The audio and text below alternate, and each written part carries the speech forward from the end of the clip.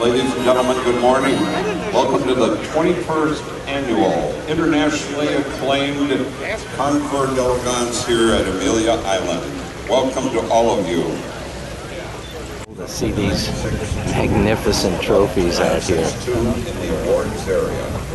This is presented to the leader of the Indianapolis 500 at 400 miles, but they retired it in 1932.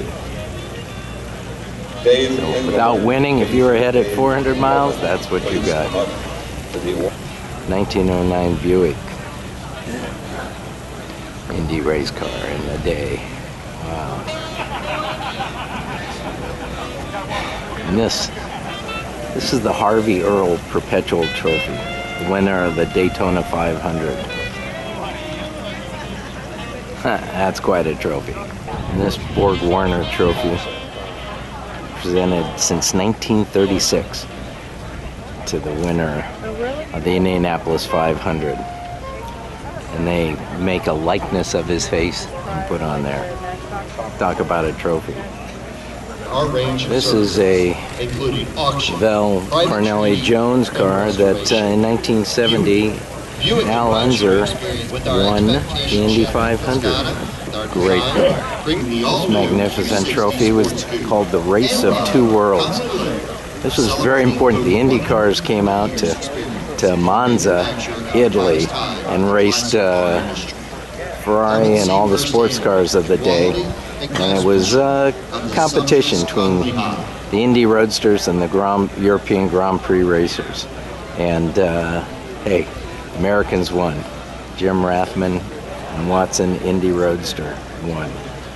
And here we have it from the Indianapolis Speedway Museum. Here's the car. Firestone, 818 tires on the back. This is the 24 Hours Le Mans Trophy. 1949, Luigi Chinetti won the first post-war Le Mans victory and the first major victory for Ferrari. And here's the car, 166 Barchetta. And it's amazing. He drove 23 and a half hours straight to win as his co-driver got sick and couldn't go on. And his little Barchetta. Very important car, certainly for Ferrari.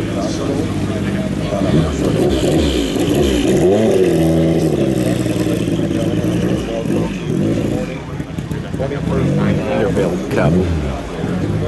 Awarded the winner of America's greatest race. They held it on Long Island in the first decade of the 1900s.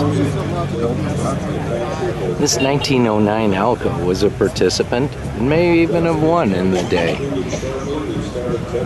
1909. This is the kind of the first racing cars. The driver had very little to protect himself here. Big chain drive, massive engines.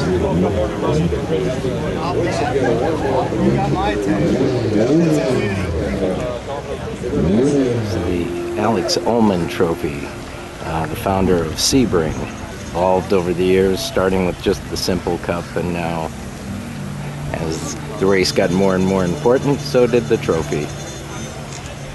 And here's a 54 Oscar that was a participant in the early Sebring races. Oscar was the Maserati brothers had sold their company and they wanted to do racing, so they started Oscar. And we saw the earlier 24-hour Le Mans trophy. This crystal trophy was presented in 1965 to Luigi Chinetti's North American racing team, famous NART, for their scored Ferrari's 9th and final overall victory. And this is the car, brought 250 LM, and their first mid-engine design cars. This came from the Indianapolis Motor Museum. Very original car, fantastic. Here's the trophy. It's French, of course. This was the 1914 race of the century, won by Mercedes-Benz here. Amazing.